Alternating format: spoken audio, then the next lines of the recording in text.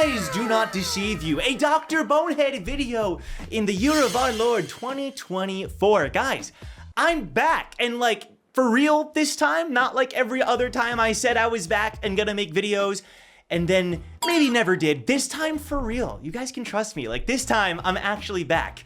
And the only way I'll prove it is through my actions. So stay tuned for more videos. I mean it this time. Please stay, don't go, please. And with all the chaos happening with family heads and all these like new character revelations, what better time to talk about a forgotten character? A character who's had such a profound impact on Tower of God that when you think of the series, it's hard not to think of this character and the most important moment of the series that was associated with that character. Of course, today, we're talking about Paracule. Okay. Let's go, baby, revolution! It's kind of weird, right? Rachel's in a weird spot where she's obviously still important. We know she's gonna play a role going forward, but with all this focus on Gustang, Traumarai, Enkidu, and all this stuff, it's hard to forget Rachel is still involved in the series, even in this current arc, but she has more of a background role. And I actually think this is the perfect time to discuss what I believe to be, if not the most likely explanation, probably the most interesting explanation as to who Rachel really is,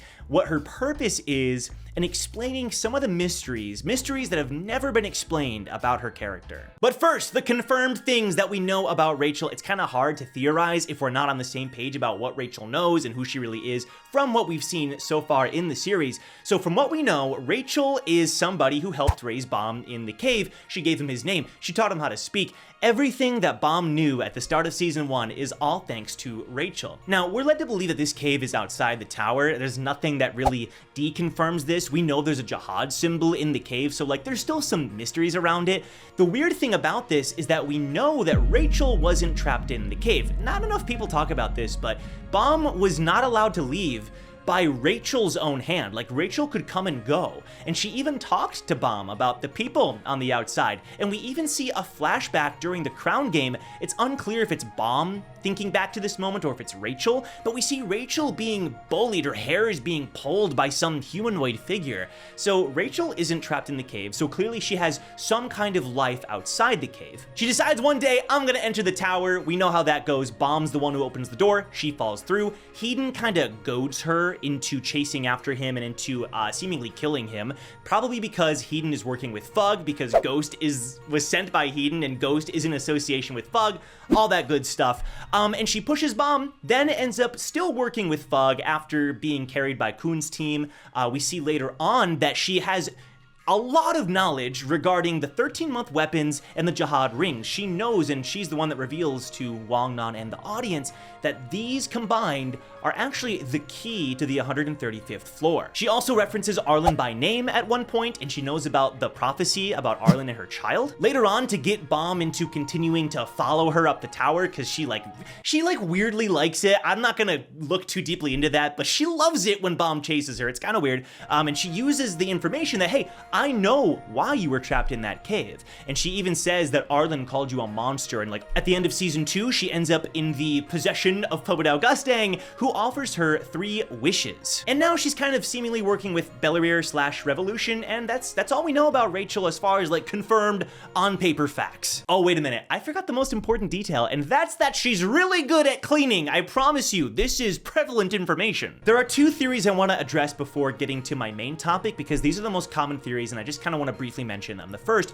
is that Rachel is Arlen's maid. I told you the cleaning information would be important. People jump on the fact that she's really good at cleaning as some kind of explanation that this is how she knows Arlen. She was Arlen's maid, and Arlen is the one who charged Rachel with taking care of Baum in the cave. This also explains why she knows the things that she does. In fact, when she first meets Hedon in season 1, she references a book, some kind of book about fairies in the tower. She calls Hedon the fairy in the book. I find this a bit strange because later on with Wang Nan, she knows so much information, like specific information about the rings and the weapons, but back in season 1, she was calling Hedon like a fairy and didn't like understand the true nature of the tower. But I digress. Either way, she has information from a book, and perhaps if she was a maid of Arlen, then she like found a book that Arlen wrote, maybe even a children's book, which could explain the fairy aspect, and she read it, got inspired to see the stars like Arlen. Which doesn't make sense because, like, apparently Rachel is on the outside already. This is already getting complicated. This would mean, of course, that Rachel is just like a random person. Like, ultimately, she's not some like grand person in the tower, but the other theory is quite the opposite, because the other common theory I always hear is that Rachel is the daughter of Jahad. Guys, she has blonde hair and blonde yellow eyes, right? She's obviously Jahad's daughter and all that. People think that Jahad isn't really like a simp and that him and Arlen were actually in love, or some other darker ideas about her being the daughter of Arlen and Jahad. But either way, we see the Jahad symbol in the cave. Like, clearly there's something with Jahad and Rachel and Bomb. So people think, oh, what if like Jahad and Arlen were like in love, or like they were childhood friends, like I kind of tend to believe. It helps explain why Jahad did what he did, and it also explains why Rachel might be a bit jealous of Bomb. If Bomb is her brother, right, then it could explain like Bomb is getting everything, he was born powerful, and he's getting like all this attention, but she thinks, wait, I'm the one in the prophecy, like I'm a child of Arlen too, and a child of the King of the Tower, like I deserve some of this respect, I guess, or some of this like attention, and we know that she's attention hungry. She does it all the time with Bomb, trying to get him to follow her. You may be wondering, like, how could she be a daughter of Jahad? Because that's why the princesses exist. Like, Jahad can't have kids. One theory that kind of explains this is that kind of how Wangnan may be like a clone of Jahad. He may represent like a part of Jahad, almost to the degree of like Gustang storing his memories in a book, and Tramrai storing his memories inside Leviathan, right? Maybe Jahad stores his memories inside of people. And this could explain, like, maybe Wangnan represents the adventurous side of Jahad. Karaka could be some other kind of side of Jahad. I'm not sure what it would be. Maybe just, I don't know, something a little more sinister, perhaps. I'm not sure. And then Rachel would be the jealousy of Jahad, some kind of uglier side of him, which I think is a bit on the nose, but is still a fun idea nonetheless. Those are the two most common theories, just briefly, but the one that I think is pretty interesting, and what a lot of you mentioned in my previous video, is that Rachel is the true child of V and Arlen. Now I know it sounds crazy. How does this make sense? We discussed in my last video that Bomb's body was like inhabited by the outside god, but that would mean the original child died, so how could Rachel be the child of V and Arlen? The theory isn't that the body of the child is Rachel, it's that the soul of the original child was Rachel. So the theory goes that like Bomb was killed by Jahad, Arlen tried to resurrect him, but Bomb's soul wasn't there anymore, so instead the outside god implanted Bomb's body with a new soul. The theory goes that the original child's soul was actually Rachel's soul in some way. Perhaps Arlen, trying to resurrect the child, she attempted it 24 times on her own, and with every attempt, the soul kind of grew more and more detached from the original body, and when she made that pact, finally, with the outside god, that was the 25th attempt, 25th bomb, right? And then Rachel is instead the original child, the soul. Maybe the soul ends up wandering into a different body. I'm not really sure. This is the part of the theory that's like hard to explain. Like maybe it's connected to the Jahad theory too. I don't know. It's a little much, but either way, that Rachel is the original child. There's a few things to back this up. Rachel is convinced that she is the one in the prophecy. We know the prophecy is about Arlen's child. Why would Rachel be convinced that she's the one in the prophecy if she isn't convinced that she's Arlen's child? If there is a relation, like a blood relation between Rachel and Bomb, I think this goes a long way towards kind of not justifying Rachel, but explaining her actions, right? If she was an ordinary person, totally detached from Bomb, and she was just super jealous of him, it's kind of hard to understand why she's so evil, I guess. You know, there's not much of an explanation there.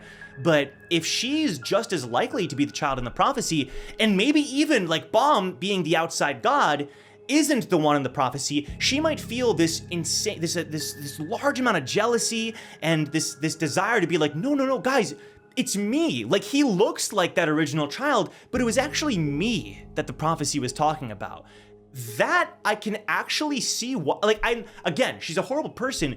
I can see why she would do what she does if she truly believes, and she knows it to be true, that she was that original child. But instead, this fake child is the one that received all the powers, is getting all the attention, and deep down, she believes she's actually the one.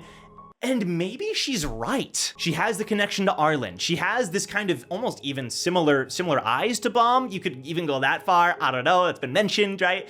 The symbol in the cave. There's a lot going on that does show clearly Rachel isn't a nobody, but is she the original child? when Garam is talking about the original story of V and Arlen's child, she uses pretty gender-neutral terms. The face of the baby is hidden. Then once it's resurrected, she refers to Bomb, so maybe SIU is sneakily trying to imply something different about the original child. Who knows? And then once we get that whole story from Garam, it hard cuts to Rachel, who says that she's the one in the prophecy. I think, even if she's not the original child, SIU is trying to tell us Rachel is deeply and intricately connected to this prophecy. The alternative is that Rachel was just dead wrong, and like, she did all this for no reason, which I feel like that's not a good explanation, right? Like SIU loves Rachel. He's said that she's his favorite character.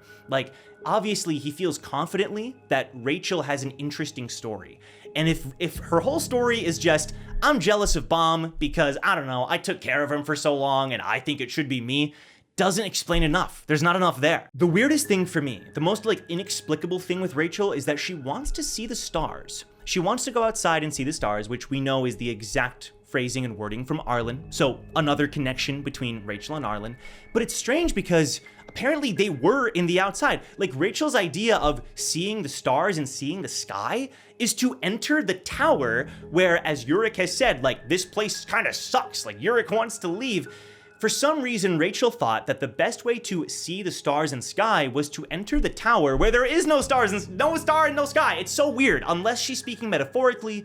But Arlen, who we know she's connected to, was definitely not speaking metaphorically, very literally talking about her homeland, the sky of her homeland, the stars of her homeland. Clearly, that's what Rachel's after.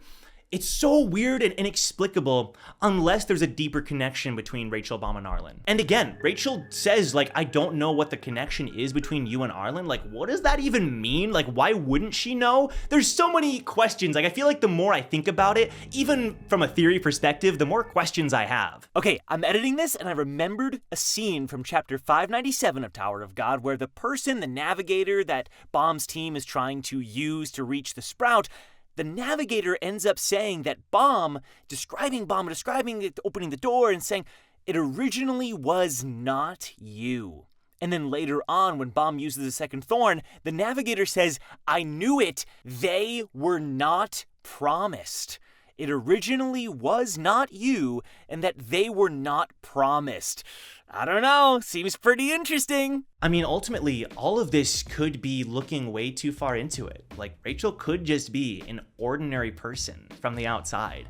And maybe that's the point of her character, that she isn't she doesn't come from some grand heritage. She isn't some like super important character who comes from a super important backstory. Maybe she really is just a maid who worked for Arlen and ended up becoming jealous of Bomb because she felt deserving, after everything that she did, she felt deserving of Arlen's love and attention instead of Bomb. And honestly, maybe that's the most interesting spin of all. Rachel ends up being like the most human character in a tower full of like flame-wielding, lightning-bearing, gods who are fighting each other for positions of power.